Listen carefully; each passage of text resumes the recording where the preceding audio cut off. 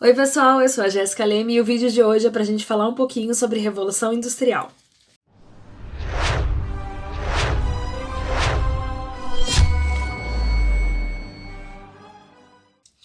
E aí pessoal, tudo bem? Hoje é mais um vídeo desses da série que a gente tem comentado aqui com vocês já alguns vídeos passados sobre temas mais didáticos, né? Então a gente deixa um pouquinho de lado as nossas discussões costumeiras aqui do canal sobre temas diversos da área de história, para a gente se voltar um pouquinho mais para temas que são trabalhados na sala de aula, levando em consideração a situação da pandemia em que muitos alunos estão estudando em casa. Espero que os vídeos tenham auxiliado vocês e os meus colegas professores também. Como eu falei no início, hoje a gente vai falar um pouquinho sobre a Revolução Industrial.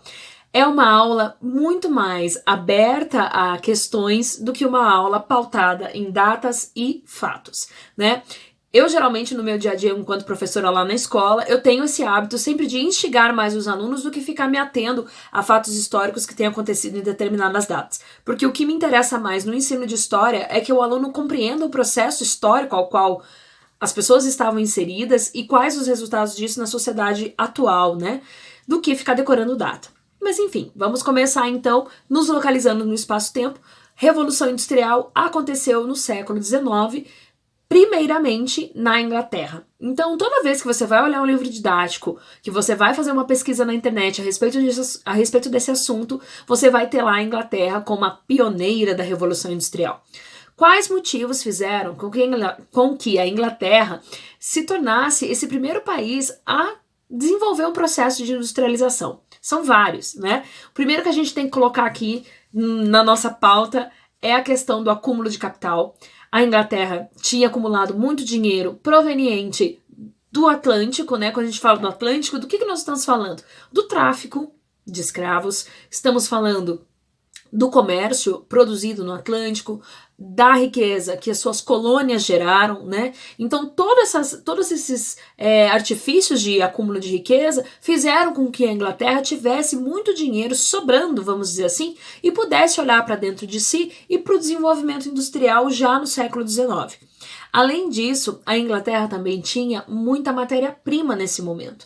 Qual foi a matéria-prima principal do primeiro processo de Revolução Industrial? O carvão, né? Então, a gente pensa no carvão, a gente já pensa no quê? Na floresta, né? Então, a Europa, nesse momento, ainda era um continente com uma certa quantidade de verde. E a Inglaterra usou essas reservas florestais para a produção de carvão, bem como a Inglaterra também tinha muito ferro, né? Um minério que passou a ser muito utilizado a partir da Revolução Industrial.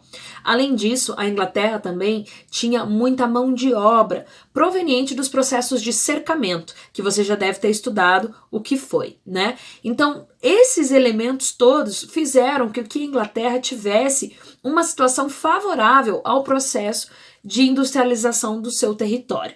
É claro que quando a Inglaterra opta por esse caminho, ela vai passar a influenciar não só países da Europa, seus vizinhos, né, que vão entrar em processos de revolução industrial também com o passar do tempo, mas também vai influenciar o comércio nas Américas, que começa a ter toda uma diferenciação voltada a não só ser consumidora dos produtos industriais ingleses, bem como também uma fornecedora de matéria-prima nesse primeiro momento e posteriormente também de mão de obra. Clássico que o nosso professor nos mostre o famoso tear mecânico, que foi uma das primeiras ferramentas industriais desse primeiro processo industrial. Se eu estou falando de tear mecânico, eu estou falando de uma indústria têxtil, né? E assim como a indústria têxtil depende da mão de obra humana proveniente do cercamento, a indústria também depende da grande produção de algodão, bem como da grande extração de lã que vinha dos campos. Então, uma coisa vai puxar a outra, né? Então, vamos pensar o seguinte, qual é a característica dessa indústria do século XIX?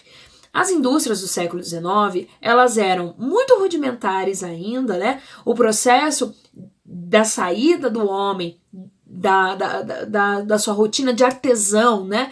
Como que a gente transforma um artesão num operário de fábrica? Isso é processual. Então, o artesão, que era aquele elemento, aquele homem que produzia do zero ao fim o seu produto e vendia por si próprio, dando o preço que ele bem entendesse, gerando o seu lucro, enfim, desse processo Vamos para o processo da chamada maquinofatura, que é quando você já começa a ter uma certa divisão de trabalho dentro do ambiente de produção. Não toda a produção é mecanizada, alguma parte dela vai ter essa opção ou essa facilitação do uso da máquina, até a gente chegar no chamado sistema fabril ou sistema industrial, onde o funcionário é totalmente alienado em seu trabalho, proveniente do quê?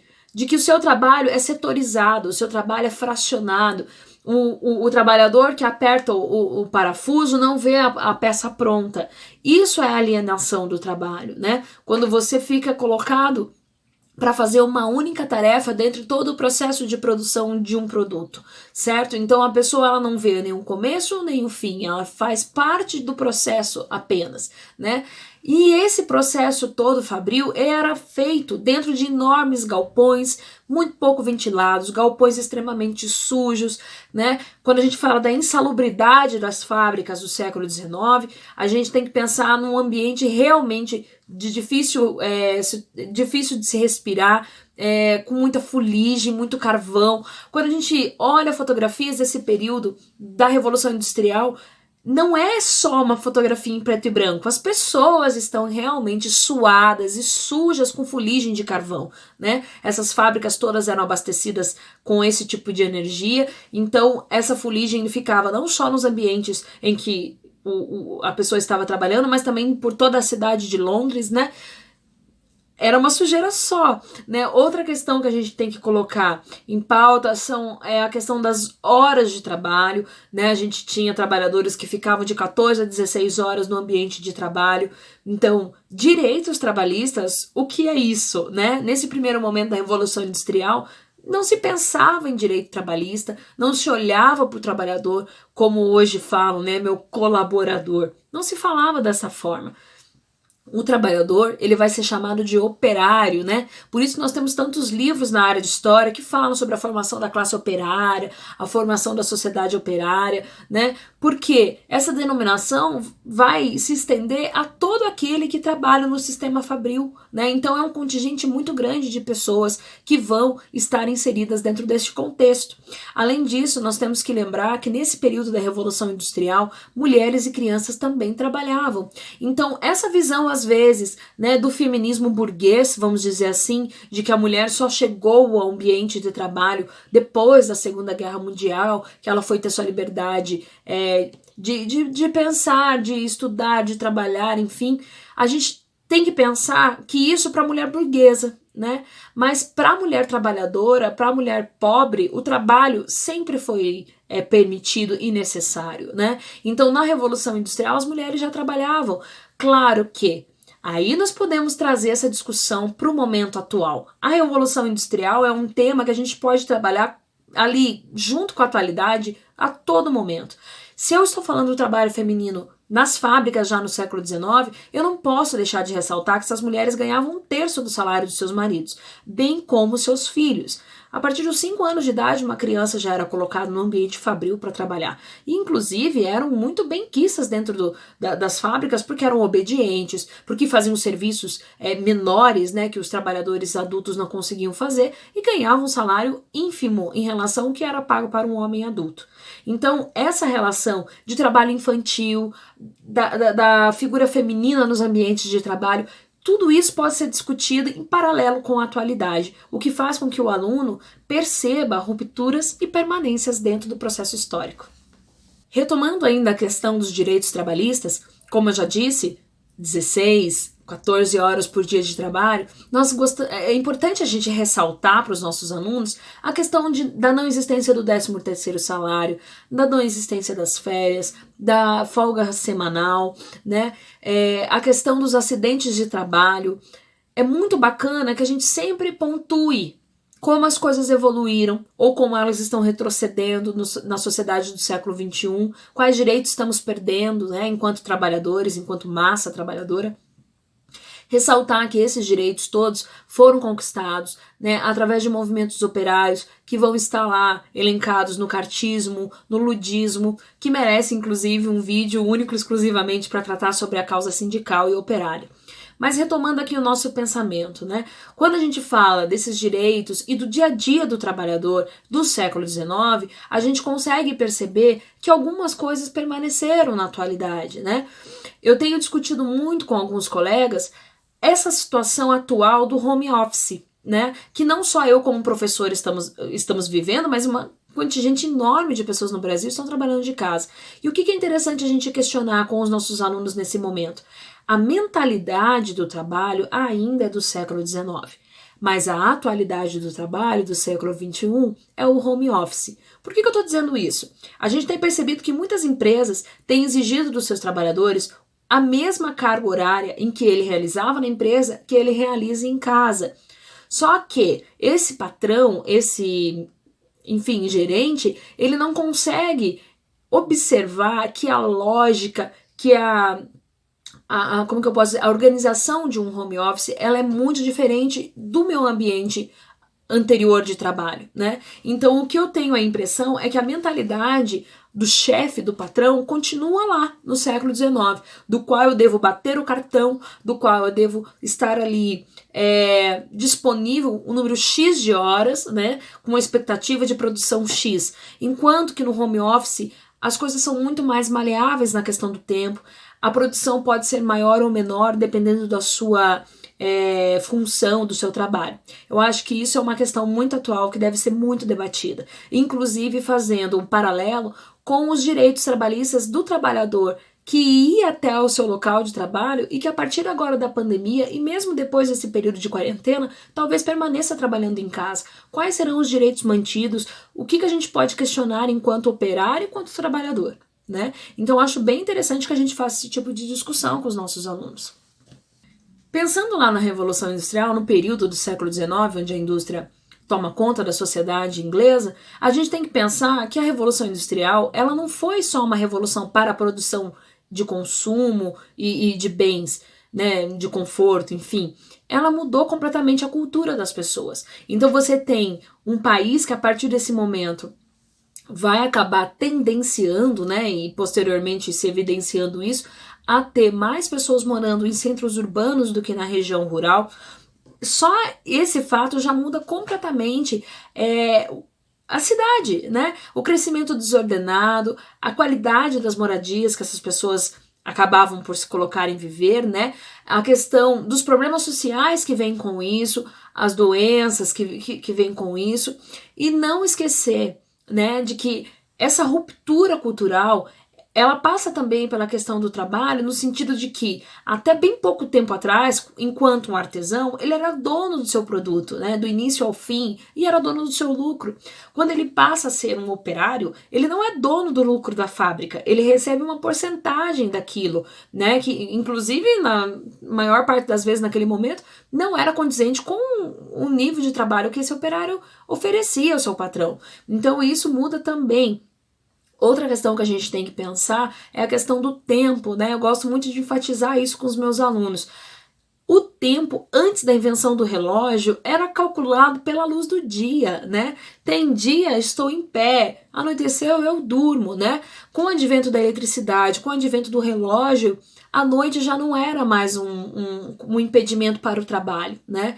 Bem como o relógio passa a ser uma ferramenta de controle. Tanto que nas fábricas, no século XIX, a única pessoa dentro da fábrica que podia ter acesso ao relógio era o patrão, né? Porque era ele quem controlava a entrada e saída dos seus funcionários. Então, é muito interessante a gente fazer essa discussão com os nossos alunos, né? Da divisão do tempo, quanto tempo nós damos ao nosso trabalho semanalmente. É muito bacana a gente fazer esses paralelos. Outra coisa que a gente não pode esquecer quando a gente vai falar de Revolução Industrial é do primeiro processo de degradação ambiental em larga escala que acontece na história da humanidade.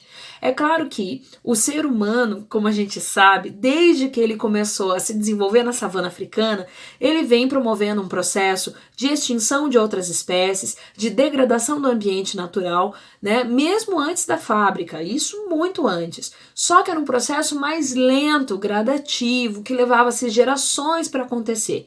Com a chegada da indústria, a derrubada das florestas, a queimada do carvão, a exploração mineral, ela fez um efeito, como que eu posso dizer, de exploração violenta muito rápido no planeta Terra. também não podemos fazer, como a gente já viu, né, o nosso governante atual falando no ano passado, a Amazônia está pegando fogo e o que esses países europeus estão me questionando, né?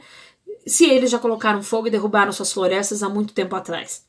Realmente, né? Nós não podemos fazer um comparativo com o pensamento do homem do século XIX com o homem do século XXI, né? Hoje nós sabemos os efeitos causados, né, pela degradação ambiental. O homem do século XIX talvez percebesse essa degradação ambiental, mas ele não tinha noção do quanto essa degradação produzida na sua geração afetaria várias outras gerações posteriores, né? Então também é uma discussão importante a ser feita pelo professor e um questionamento importante ser levantado pelos alunos quando a gente está falando sobre revolução industrial.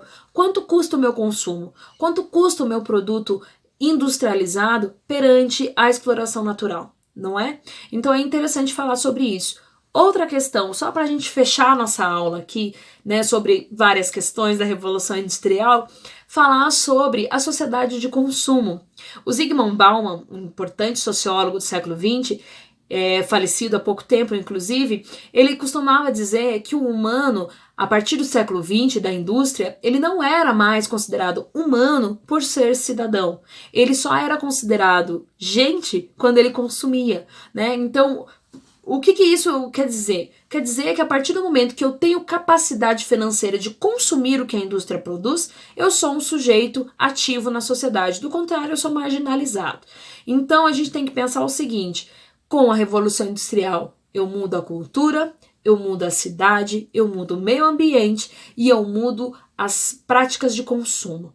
É o que eu sempre gosto de dar exemplo para as crianças na escola. Tenho um tênis, não preciso de outro tênis, mas quero. Por que eu quero? Porque eu fui condicionada a pensar que o interessante é que eu tenha sempre mais. Mesmo que não haja a real necessidade desse consumo, eu sempre quero mais, né? Porque a gente foi condicionada a pensar assim. É claro que é muito difícil pensar diferente, pensar fora da caixa, como a gente diz, enquanto a gente vive numa sociedade de consumo que nos bombardeia.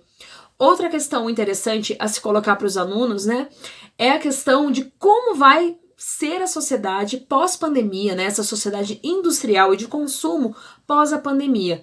Nós ainda iremos consumir como consumíamos antes, se os ambientes de consumo como shopping centers, centros de comércio, hoje estão fechados e quando reabertos ainda serão reabertos de uma forma muito delimitada, enfim. Eu acho que o tema Revolução Industrial hoje, ele é muito atual, como sempre foi, e hoje ele vai nos trazer questões muito interessantes, fazendo esse paralelo com o século XIX e agora com o século XXI, durante e pós-pandemia. Bem, pessoal, o que a gente tem que, então, guardar na nossa cabeça sobre a Revolução Industrial? O pioneirismo da Inglaterra, a sua matéria-prima, a questão da mão de obra em grande quantidade proveniente dos processos de cercamento, as alterações culturais e sociais, a transformação do meio urbano, né? E, obviamente, esse boom de produtos, né, dentro do mercado consumidor que vai degringolar na segunda, na terceira, na quarta Revolução Industrial. Que lógico, né? A segunda Revolução Industrial já vai trazer muitas outras coisas que vão trazer conforto e, enfim, isso já é vídeo para outra aula, né? Mas, enfim, espero que eu tenha conseguido esclarecer alguns pontos sobre a Revolução Industrial. Não se esquece, né, de se inscrever no canal e adicionar o sininho. A gente ainda vai continuar por algum tempo fazendo aulas para tirar dúvidas e para esclarecer temas principalmente didáticos para os alunos que estão estudando à distância. Até mais!